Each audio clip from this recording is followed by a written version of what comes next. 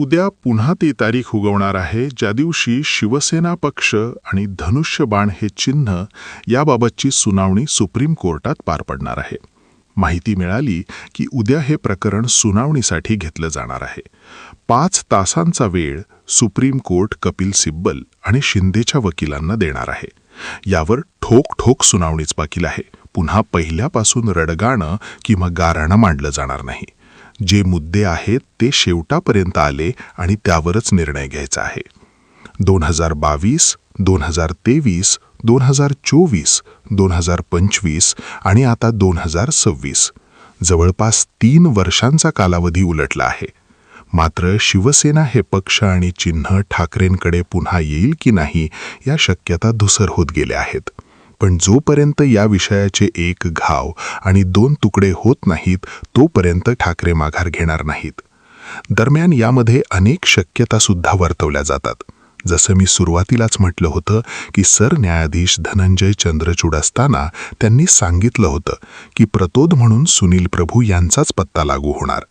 विधिमंडळाच्या बहुमताच्या आधारावर पक्ष आणि चिन्ह कोणाला देता येत नाही. या सगळ्या गोष्टींचे सिग्नल आणि डॉट जोडल्यानंतर ठाकरेंकडे पक्ष आणि चिन्ह जाईल अशा शक्यता त्यावेळी व्यक्त केल्या गेल्या. मात्र हे फक्त निदर्शन, निष्कर्ष आणि टिप्पण्या राहिल्या. अंतिम निर्णय असा काहीही हाताशी आला नाही. त्यानंतर महानगरपालिकांच्या निवडणुका पार पडल्या, झेडपीच्या निवडणुका पार पडल्या. घड्याळाच्या बाबतीत ज्या पद्धतीनं सुप्रीम कोर्टाने निर्णय दिला की घड्याळ हे तात्पुरत्या स्वरूपातच अजित पवारांना असणारे, निवडणुकांमध्ये घड्याळ हे चिन्ह वापरताना न्यायालयीन प्रविष्ट असा मजकूर प्रत्येक बॅनर फ्लेक्सवर लावावा लागणार आहे. तसं मात्र धनुष्यबाण या चिन्हाबाबत एकनाथ शिंदे यांना सांगितलं गेलं नव्हतं. आता सुप्रीम कोर्टाचा हा निर्णय असू द्या किंवा शिवसेना पक्ष आणि चिन्ह शिंदेंकडे जाणं असू द्या, हा मॅटर, हे प्रकरण अख्खा महाराष्ट्र गेल्या 3 वर्षांपासून फॉलो करतोय. कारण बाळासाहेब ठाकरेंना मानणाऱ्या लोकांना बाळासाहेब ठाकरे गेल्यानंतर शिवसेना हा पक्ष उद्धव ठाकरेंचा आहे हेच माहिती आहे. तो एकनाथ शिंदेंनी कसा घेतला, प्रोसेस काय होती, कायदे कोणते लावले गेले, न्यायालयाने न्यायनिवाडा कसा केला, या सगळ्या गोष्टी संवेदना आणि प्रॅक्टिकल अशा दोन्ही मुद्द्यांनी गुंतलेल्या आहेत. प्रॅक्टिकल जर विचार केला तर हे कायद्याच्या कचाट्यात कसं बसवलं यावर वकील युक्तिवाद करणार आहेत.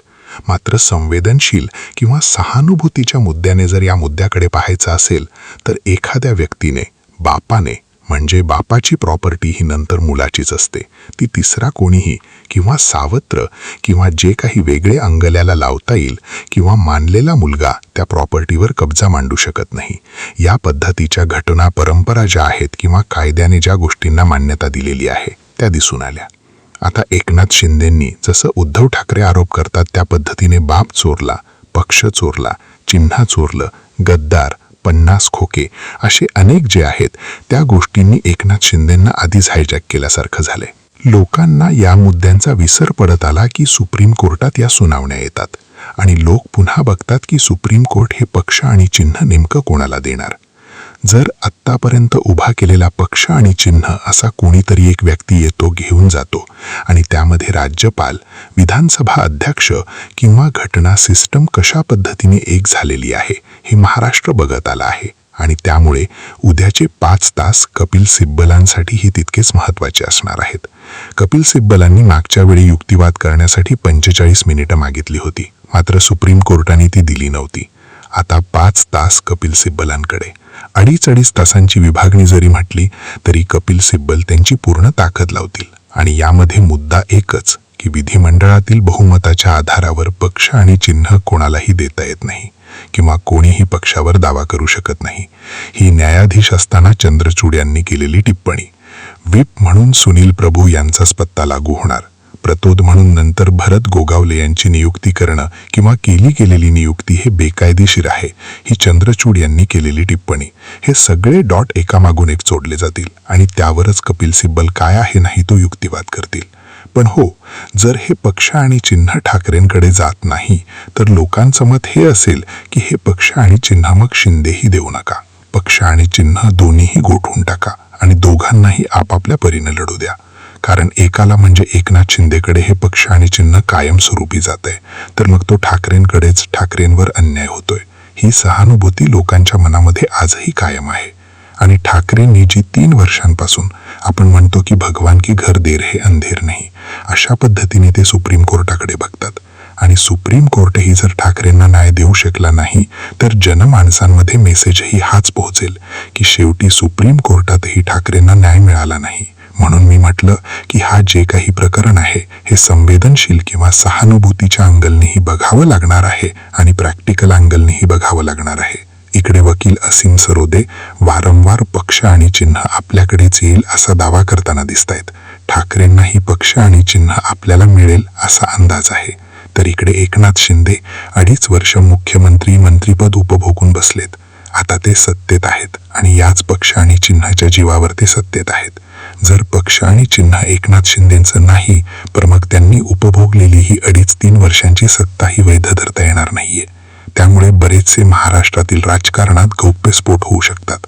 अर्थात उद्या कपिल सिब्बल किंवा एकनाथ शिंदेच्या वकिलांना 5 तास मिळणारे. हे प्रकरण जे आहे ते सुनावणीसाठी बेंचवर घेतलं जाणार आहे अशा पद्धतीची माहिती समोर आली आहे. आता उद्या हे प्रकरण सुनावणी घेतलं जातं की पुन्हा तारीख पे तारीख दिली जाते आणि कधीपर्यंत तारीख दिली जाते हे पाहणं सुद्धा महत्त्वाचं वाटणार आहे. आता या सगळ्या घडामोडींकडे तुम्ही कसं पाहता? धनुष्यबाण हे चिन्ह आणि शिवसेना हे नाव हे दोन्हीही गोठवलं गेलं पाहिजे का? ठाकरेंनाही देऊ नका आणि शिंदेही देऊ नका असं मानणारे गट आहे का? दुसरा मुद्दा, जर हे पक्ष आणि चिन्ह ठाकरेंकडे जात नाही आणि तेथे शिंदेनाच दिलं जाते तर मग ठाकरेंवर जो अन्याय झालाय किंवा भूतून भविष्यती अशा पद्धतीचे किती पक्ष फोडले जातील? राष्ट्रवादीबाबत विलिनीकरण त्यांच्या समझोत्याने झालंय, पण उद्या जी वेळ शिवसेनेवर आलीये किंवा आज जी वेळ शिवसेनेवर आलीये राष्ट्रवादीवर आलीये, उद्या ती वेळ काँग्रेसवरही येऊ शकते. आणि भविष्यात जर काँग्रेस सत्तेत आली तर ते भाजपावरही. कारण हा जो फोडाफोडीचा फॉर्म्युला महाराष्ट्रात पायंडा जसा पाडला गेलाय त्याचे पडसाद उद्या येत्या काळात देशात उमटू शकतात. आणि त्यामुळे या निर्णयाकडे निकालाकडे पाहणं महत्त्वाचं आहे. तुम्हाला काय वाटतं? कमेंट करा. मुद्दा व्हिडिओ आवडला असेल तर शेअर करा आणि या व्हिडिओजला प्रोत्साहन देण्यासाठी किंवा वेगवेगळे व्हिडिओज करण्यासाठी आपलं चॅनल सबस्क्राईब करणं गरजेचं आहे, जेणेकरून हे व्हिडिओज तुमच्यापर्यंत लवकरात लवकर पोहोचत जातील.